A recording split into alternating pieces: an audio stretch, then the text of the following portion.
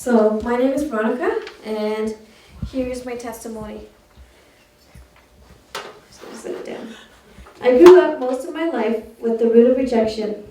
My parents drank a lot, which often resulted in fights, arguing, shouting, physical abuse, door slamming, things smashed, police visits, and often removed from the home to relatives. My grandmother took us to church. That was the only place we could find peace. When I was 13, she passed away, and we stopped going to church. We had some good times as a family, but my parents' drinking and fighting went on forever. My first experience of rejection started in kindergarten, when the teacher didn't know what to do with me. Most of the time, I sat at the back, coloring, while the rest of the students sat in the front learning the basics. My Sunday school teacher kept putting me back in kindergarten. I felt stupid. I was ignored at school and bullied at home. My siblings would tease me, make fun of me, and even push me around, calling me a retard. I never understood why.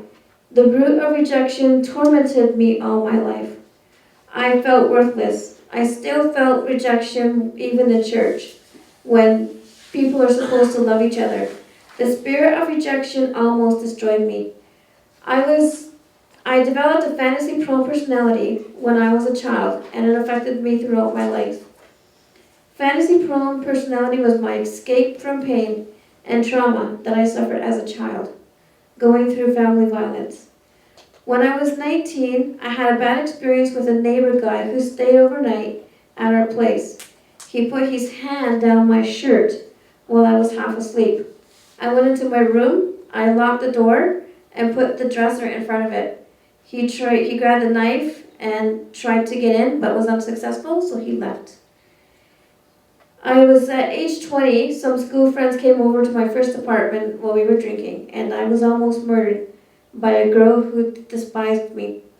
These two experiences had a deep root of fear in my heart. Due to my disability, my family never thought that I would be independent, live on my own, manage my money, or even have my own will. I believe that was the devil's plan to make me a puppet so that God's plans would not be fulfilled in my life. At age 24, I felt lost, angry, depressed, with no purpose. I often started thinking, if I were to die, would I go to hell? On August 29, 2004, I received Jesus as my Lord. I was baptized October 3rd, 2004. Now, for sure, I knew I was headed to heaven. Once I was saved, I was set free from seizures, depression, verbal abuse, bullying, pornography, and later on, as I grew stronger, I was set free from the spirit of fear and rejection. I struggled with a lot of negative thoughts and false beliefs about myself. But as I grew closer to the Lord, I learned who I am in Christ. And one day, He will wipe every tear from our eyes. And that's what I cling to, is God's love for me. Amen.